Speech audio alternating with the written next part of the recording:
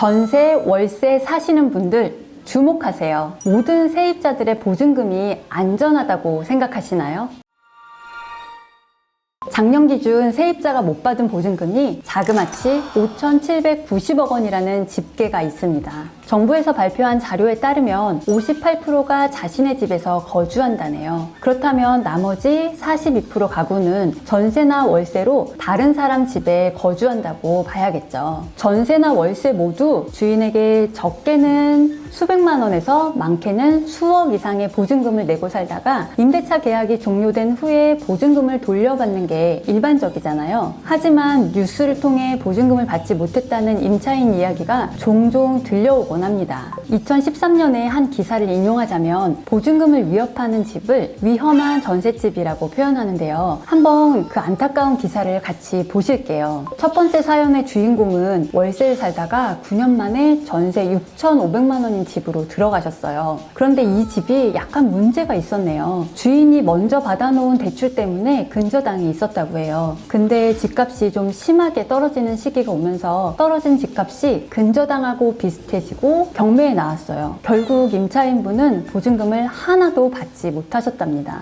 두 번째도 역시 근저당이 있는 집에 전세로 들어간 신혼부부 사연인데요. 1년도 채 되지 않아서 경매로 넘어갔고 전세대출 7천만 원까지 받았는데 1원 한 푼 보상받지 못했답니다. 더 안타까운 건 그 충격으로 인해 유상까지 되셨어요. 얼마나 속상했을까요? 경매를 좀 배우신 분들은 이유를 아실 건데 이미 대출받은 집은 임차인이 힘을 가질 수가 없어요. 그 힘을 대항력이라고 하는데요. 이분들은 들어갈 때부터 대항력이 없었으니까 정말 위험한 선택을 하신 거라고 봐야 됩니다. 초반에 42%가 넘는 가구들이 다른 사람의 집에 산다고 말씀드렸잖아요. 10명 중 4명이라는 소린데 대항력에 대해서 아는 사람이 경매를 배운 사람이나 중개사님들 말고 얼마나 될까요? 최근에 다른 사례를 한번 들어볼게요. 삼성전자하고 관련 산업체들이 질비해 있는 곳인데요. 수원 영통에서 발생한 희대의 보증금 위반한 사태입니다. 기사를 보시면 자그마치 800여 명의 세입자가 관련된 일입니다. 원룸촌에서 벌어진 일이라 대부분 삼성하고 그 관련 업체 다니는 20, 30대 청년들이었는데요. 원룸 건물에 대출이 있어도 큰 문제 없다는 부동산 중개인 말만 믿고 계약해서 살다가 날벼락 같은 일이 생긴 거죠. 20채의 원룸 건물이 경매로 진행이 된 거라 임차인들 상황을 알 수 있는데요. 근데 이들 가운데 수천만 원의 보증금을 받지 못하고 그냥 쫓겨난 경우가 수두룩했습니다.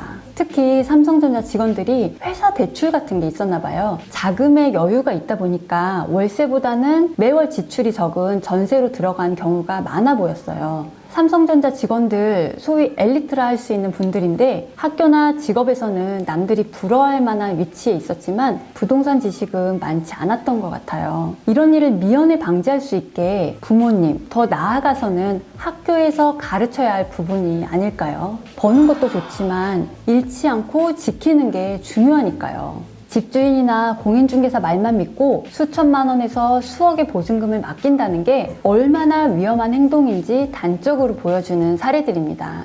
그럼 어떻게 해야 지킬 수 있을까요? 주택임대차보호법에서는 선순위 또는 소액 임차인을 보호하고 있습니다. 선순위라는 말이 조금 어려우신가요? 그러니까 집문서 아시죠? 다른 말로 등기부 등본이잖아요. 여기에 세입자보다 먼저 등록된 대출의 근저당이나 갚을 돈 때문에 생기는 가압류 같은 게 없고 세입자가 주인 다음으로 첫 번째 순서가 되는 것을 선순위 임차인이라고 합니다. 그리고 그 다음에 등록되는 근저당 같은 게 있을 때 그것보다 먼저다라고 해서 선순위인 거죠. 앞선 예에서 보증금을 못 받으신 분들은 근저당보다 뒤니까 후순위 임차인이라고 부르는 것도 이제 이해가 되시겠죠? 계약을 할 때 내가 법에서 말하는 보호 대상 임차인인지 아니면 보호받지 못하는 임차인인지를 반드시 따져보고 계약을 해야 됩니다. 임대차 계약에 있어서 내 보증금을 안전하게 지킬 수 있는 방법을 이해하는 건 수능이나 토익보다 훨씬 쉽습니다. 사회초년생이나 독립해서 사는 가족 그리고 신혼부부들이 반드시 알아야 하는 필수 상식이지 않을까요? 아니 임차인이라면 모두가 알아야 하죠.